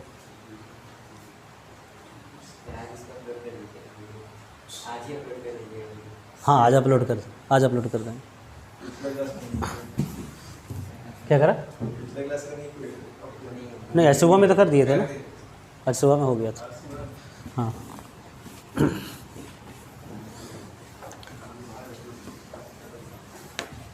पूरे सिलेबस का फिर रिवीजन भी करना है। बोलो, वंस मोर। नहीं, एक दिन में नहीं, पूरा सिलेबस का। हाँ, एक चैप्टर पर डे। हाँ, एक चैप्टर। हाँ, जो डिफ़िकल्ट है उसको पहले करेंगे, फिर आसान वाले पे जैसे फंक्शन बहुत पढ़े थे तब उसको नहीं करेंगे। रैंडम क्वेश्चन, हाँ तो रैंडम क्वेश्चन 5-5 चलेगा रोज़। वो तो हाँ, फिर अथी को ऐप को चालू कर देते हैं। फिर ऐप वाला ही फ़ोन कर रहा है कि आपका ऐप इनएक्टिव हो जाएगा, गूगल हटा देगा, जल्दी कुछ कीजिए। हम स्टूडेंट ही नहीं देता है टेस्ट, तो क्या करें। एप्लीकेशन ऑफ डेरिवेटिव पहले शुरू करेंगे, जिससे डर लगता है आपको। फिर कोऑर्डिनेट ज्योमेट्री में आ जाते हैं। कोऑर्डिनेट ज्योमेट्री भी रिवाइज करना है, पहले 12 वाला आईटी के लिए रिवाइज करना है कि बोर्ड के लिए?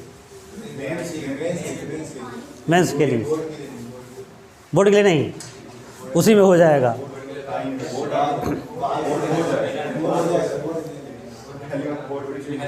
बोर्ड के लिए हाँ, नहीं तो वही कह रहे हैं कि पहले पूरा 12 कर फिर तब 11th की दोनों मिक्स चलते रहेगा। मिक्स मेंस को ध्यान में रख किया जाए। तो एप्लीकेशन और डेरिवेटिव कैलकुलस में डिफिकल्ट होता है, उसको पहले कर लेते हैं। फिर उधर कोनिक सेक्शन कर लेते हैं, फिर कम्प्लेक्स और बाइनोमियल कर लेंगे। हमको लगता है इतना करने के बाद जो है कॉन्फिडेंस का भी बढ़ जाएगा आप लोगों का। ठीक है, फिर उसके बाद देखा जाएगा। क्वाड्रेटिक तो बहुत डिटेल पढ़े थे। पीएनसी, हाँ पीएनसी कर लेंगे। पीएनसी हम तो कर देंगे 1-1.5 क्लास में, लेकिन आप लोग संभाल पाए। पीएनसी पढ़ा था कि नहीं? 11th के साथ नहीं पढ़ा था तुम लोग ना? पीएनसी आसान है, पीएनसी तो आसान है। अरे जो कॉपी पढ़ा, पीएनसी सपना में आता है बच्चा सबको। हाँ हाँ,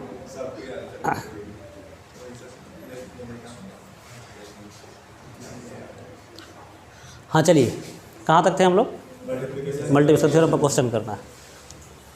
लंच भी करना है क्या? जाने लंच भी जाना है? कितना बजे? नहीं, घर नहीं है, आज ख़त्म करके ही। हाँ, 2 बज गया, 4 बजे तक नहीं, बीच में लंच करेंगे हम भी 3:30 बजे तक। चलो थोड़ा कम क्वेश्चन अब करते हैं कि टॉपिक केवल क्लियर हो जाए उतना question. A bag contents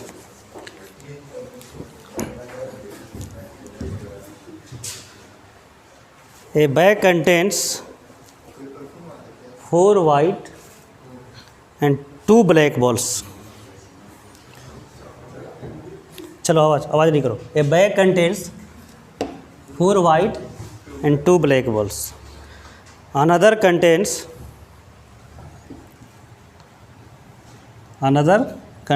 3 white and 5 black balls.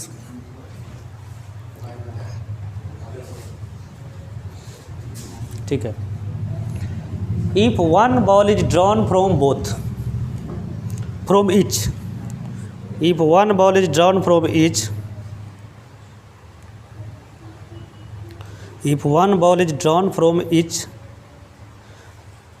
find the probability that first question, both are white.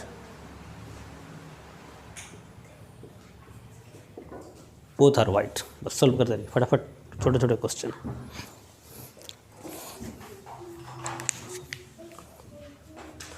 Both का निकालना है, इसका मतलब क्या है? यूनियन है, इंटरसेक्शन है या डिवीजन है? डिवीजन का मतलब ए भाई इंटरसेक्शन, बोथ का मतलब इंटरसेक्शन। तो ए मानेंगे white ball from first bag,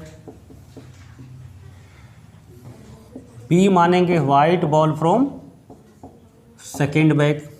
calculate क्या करना है? P A intersection B. अब सोचिए इंडिपेंडेंट है या डिपेंडेंट है? देखो मल्टीप्लिकेशन थ्योरम का फॉर्मूला जो है एक बार रिव्यू कर लीजिए। हम दो तरीक़ा से यूज करेंगे, P A into P B by A, और दूसरा यूज करेंगे P A into P B. तो जब भी इसको कैलकुलेट करना है तो पहले सोचेंगे कि इंडिपेंडेंट है या नहीं। ठीक है, तो इंडिपेंडेंट है तो यह फार्मूला, और इंडिपेंडेंट पता ही नहीं चल रहा है तब यह formula.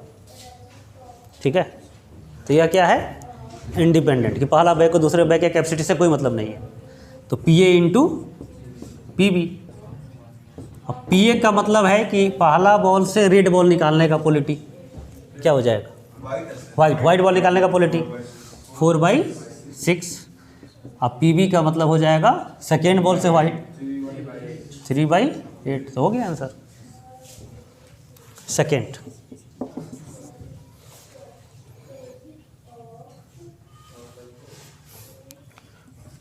One is white and second is black.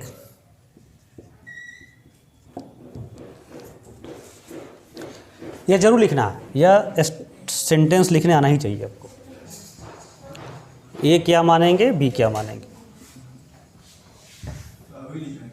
हाँ हमेशा लिखिए वन इज वाइट, यही लिखना है।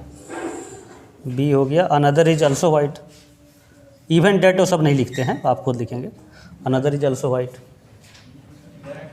अच्छा ब्लैक है ना, अनदर इज ब्लैक, मतलब डिफरेंट कलर का हो। तो P A intersection B both का है, तो फिर क्या हो जाएगा? P A into P B.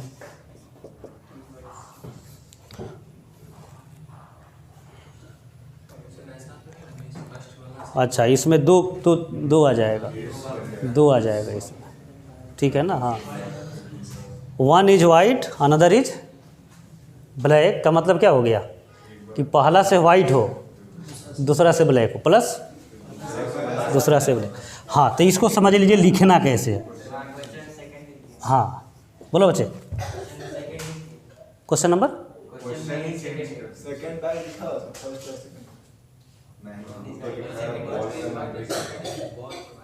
अच्छा इसमें लैंग्वेज क्या लिखा हुआ है, लेकिन one is white and one is black. हाँ ऐसे कर दीजिए सेकेंड। हाँ सेकेंड का मतलब ये तो फिक्स हो जाता है, one is white one is black. हाँ देखो ये लिखना कैसे है, ए बी, ये भी समझ गए ना? वन इज वाइट, बी हो गया वन इज ब्लैक। तो probability of A intersection B तो कैसे निकाला जाए?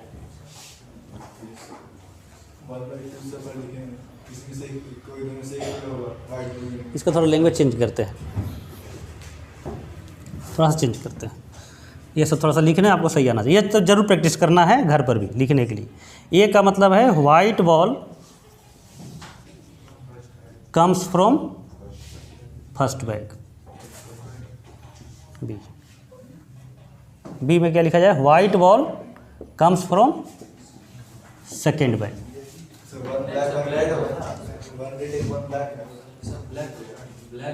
अब देखिए अब लिख रहे हैं यहाँ पर P A intersection B dash required quality upper plus P A dash intersection B. नहीं समझ में आया? यही हो गया ना? ठीक है, तो पी ए इंटू इधर इंडिपेंडेंट है इंटू पी बी डैश और plus P A dash into P B. अब पी ए निकालिए, वाइट बॉल फर्स्ट बैग से क्या चांस होगा? 4/6। पी बी डैश का मतलब क्या होगा? पी बी डैश का मतलब ब्लैक बॉल, तो 5/8 प्लस पी ए डैश 2/6, अब PB हो गया 3/8। सही है? नहीं समझ में आया लिखना? लिखे जैसे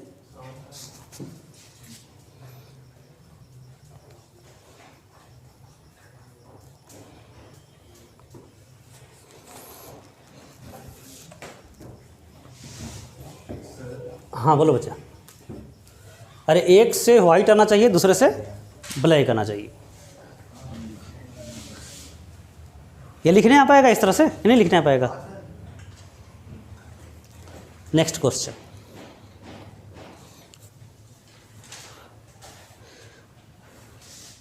ए problem of math is given to 3 students. हाँ सॉल्व हो रहा है कि नहीं हो रहा है यही देखना है। A problem of math is given to 3 students whose chance of solving a problem of math is given to 3 students whose chance of solving 1/2, 1/3, 1/4 respectively है। समझ जाएंगे आप। A problem of math is given to 3 students whose chance of solving are 1/2, 1/3. What is the chance that problem will be solved? What is the chance that problem will be solved? सबसे पहले यह decide करना है इसमें क्या क्या chapter पढ़े हैं। एडिशन, कंडीशन, मल्टीप्लिकेशन है क्या यह?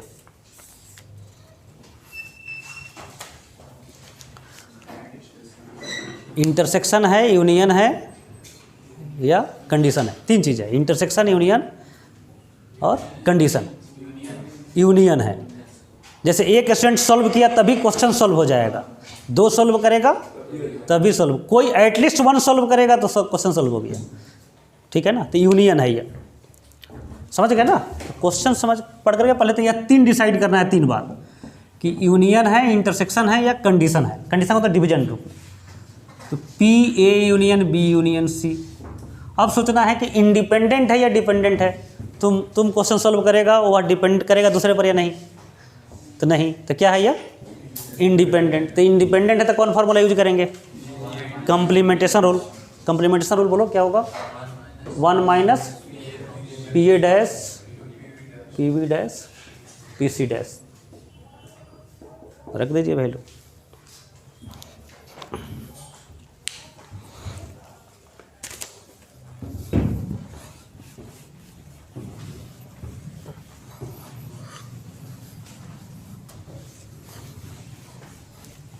लैंग्वेज बन जाएगा ना, स्टेप बन जाएगा ना इसमें। ए मान लेंगे कि फर्स्ट स्टूडेंट सॉल्व किया, बी मान लेंगे second, C third. Next question, a person is known to hit a target. A person is known to hit a target 3 out of 4 shots.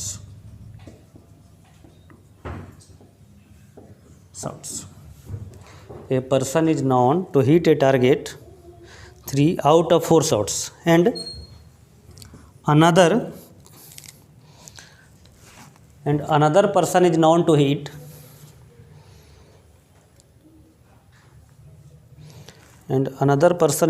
hit the target 2 out of 3 shots.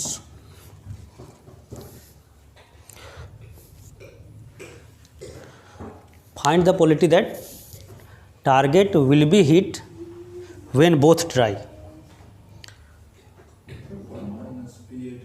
हाँ, यह भी union हो जाएगा। Find the probability that target will be hit when both try.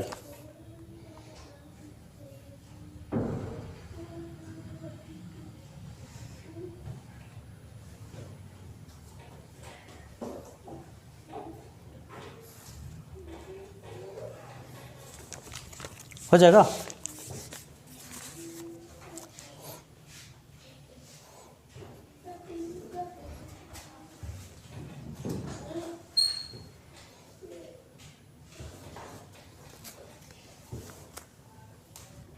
हो जाएगा?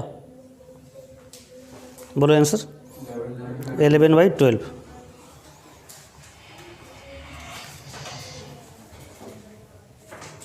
Next,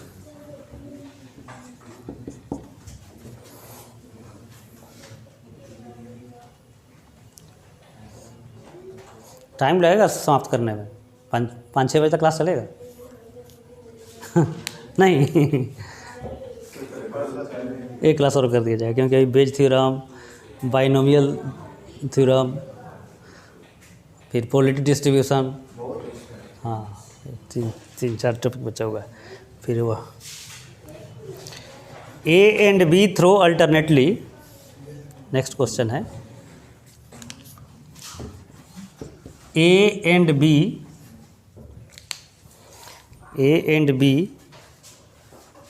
throw alternately a pair of dice. A and B throw alternately a pair of dice. A wins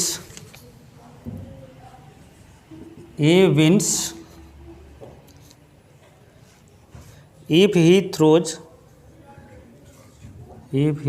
6 before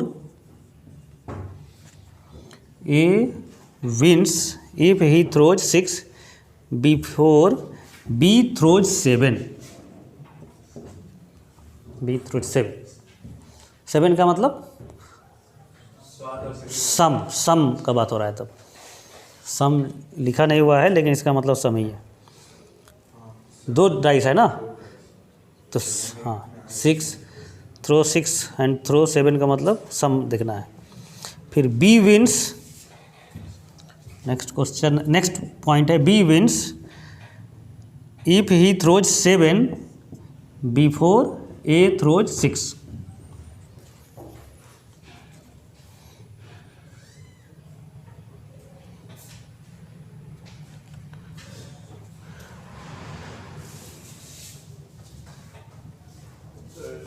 find chance of winning A, क्या समझ में नहीं आया?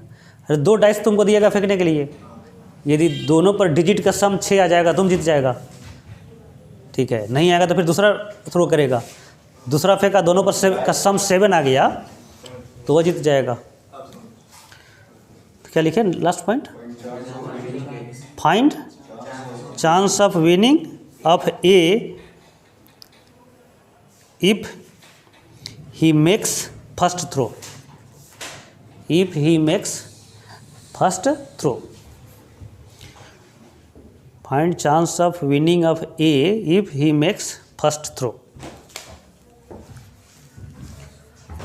तो सबसे पहले तो हमको ए और बी को छोड़ना है। पहले क्या करना है, 6 कितने एलिमेंट रखेगा, सम 6 हो। तो एक सेट बनाइए पहले, सम ऑन बोथ डाइस B6 का एलिमेंट क्या क्या होगा, और सम ऑन बोथ डाइस B7 का एलिमेंट क्या क्या होगा, ठीक है। तो हाँ लिखिए आप 1 5 2 4 3 3 4 2 5 1, 5 हो गया ना एलिमेंट। 7 में 1 के साथ तो नहीं होगा, 2 5, अच्छा 1 6 होगा, 2 5 3 4 4 3, लिखते चलो, देखना नहीं है, 5 2 6 1। तो इसका प्रोबेबिलिटी हो जाएगा 6 आने का, जो प्रोबेबिलिटी हो जाएगा P6 लिख देते हैं, 5/36 ये होगा ना। आप P7 आने का जो चांस होगा वह होगा 6/36। अब निकालना है प्रोबेबिलिटी ऑफ ए विंस। ये 6 लिखना अच्छा नहीं लग रहा है, ई लिखते हैं या ए बी ही लिख देते हैं, ए बी। तो प्रोबेबिलिटी ऑफ ए विंस, हो सकता है कि पहला ही थ्रो में ए विन कर जाए, हो सकता है ना। प्लस हो सकता है कि पहला थ्रो में ए फेल किया, देन बी भी फेल करेगा, ए को विन कराना है ना। हाँ, तो हमेशा अंत क्या होगा, ए के विनिंग से होगा, तो ए विन करेगा। हो सकता है कि फर्स्ट थ्रो में लूज किया, बी भी लूज किया, सेकेंड थ्रो भी लूज किया, तो बी को भी लूज करना होगा, फिर ए विन करेगा। कहाँ तक जाएगा ये, इन्फिनिटी तक जीपी बन जाएगा वो, कोई दिक्कत नहीं है। तो पोलिटी एफ ए का मतलब क्या हो जाएगा, 5/36। इसका मतलब इंटरसेक्शन है वो, मल्टीप्लिकेशन थ्योरम। इंडिपेंडेंट इवेंट है तो सीधा मल्टीप्लाई हो जाएगा। फर्स्ट वर्फिक या सेकेंड वर्फिक दोनों में कोई कनेक्शन नहीं है। तो पी ए डैश कितना हो जाएगा, 31/36। P B dash 30/36 into P A 5/36। नहीं समझ में आया, बोलो दिग्विजय। जुआ खेलता है ना जुआ गांव में खेलते हैं ना, खेलता है। दीपावली के समय पी ए डैश,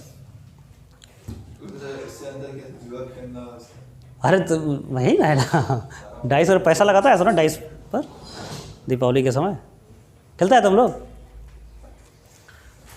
नहीं। शेयर मार्केट 1 घंटे के लिए खुलता है दीपावली के दिन शाम में। ऐसे तो हॉलीडे है तो बंद रहता है हॉलीडे के दिन, लेकिन दीपावली के दिन इंडियन शेयर मार्केट 1 आवर के लिए खुलता है। ठीक है, इस बार हम मिस करके, हमको याद ही नहीं रहा हाँ क्या होना, भाग आज भाई। तो जिसको शेयर मार्केट नहीं आता वो क्या करता है वही क्या जुआ। हाँ बोलो, पी ए डैश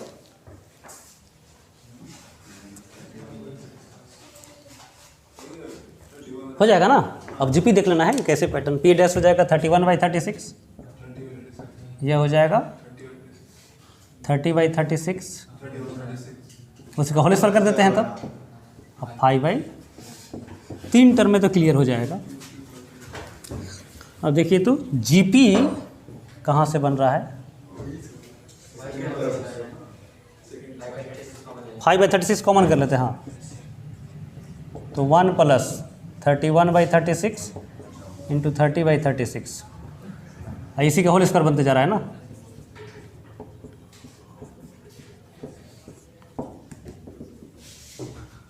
तो 5/36, चलो विशाल फार्मूला बोल दो इसका, जीपी का, इन्फिनिट जीपी का सम।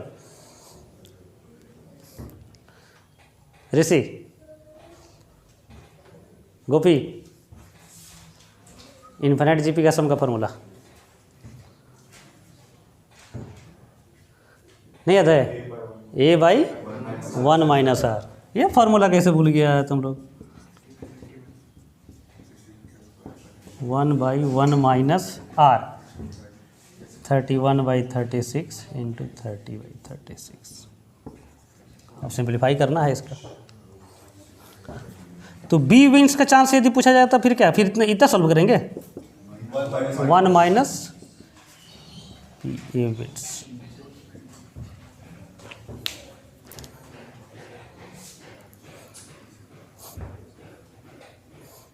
ठीक है, बस एक क्वेश्चन और करते हैं इस पर, तो फिर नया चैप्टर शुरू करते हैं। हाँ मैंने इसके बाद वाला टॉपिक छोड़ दिया जाए, कम से कम बेज कर दिया जाए। 10 मिनट ब्रेक ले लेते हैं, बिस्किट उस्किट खा लो तो थोड़ा सा माइंड 10 मिनट रिलैक्स हो जाएगा, तब बेज पढ़ेंगे अच्छा से। थोड़ा सा बिस्किट खा लीजिएगा आप लोग, बिस्किट चिप्स क्या खाता है सब। 2 persons A and B, 2 persons A and B throw a coin.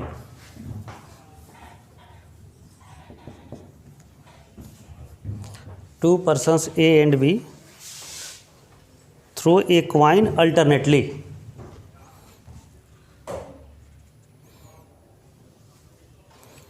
2 persons A and B throw a coin alternately till one of them gets head. One of them gets head and wins the game. दोनों के जीतने का criteria एक ही है.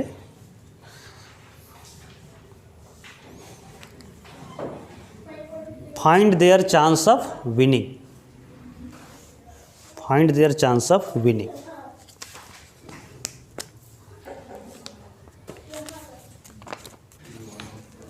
Find their chance of winning. बस try कीजिए इसको.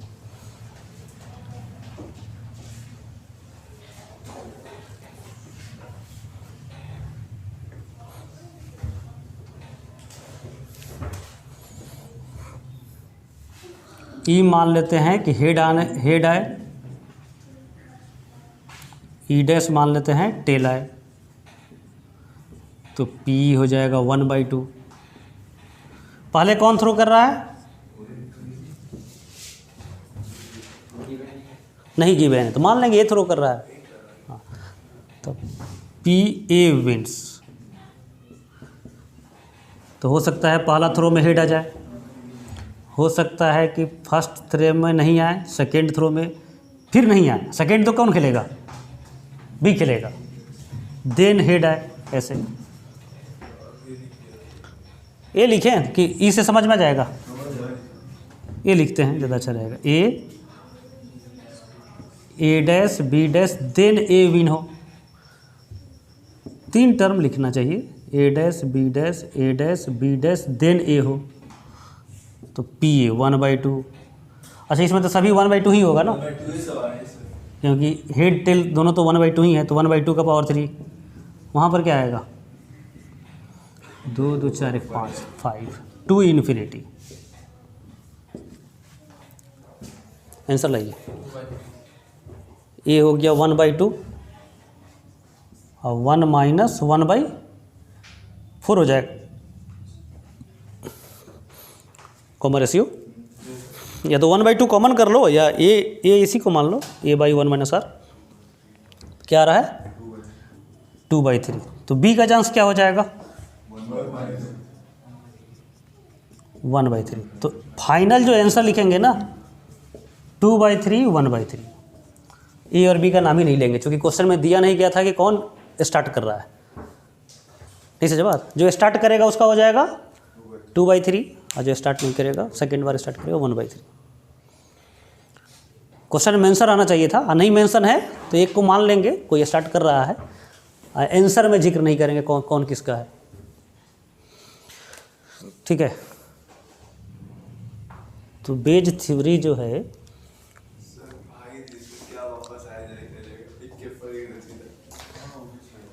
क्या करें, कहाँ ज़्यादा टाइम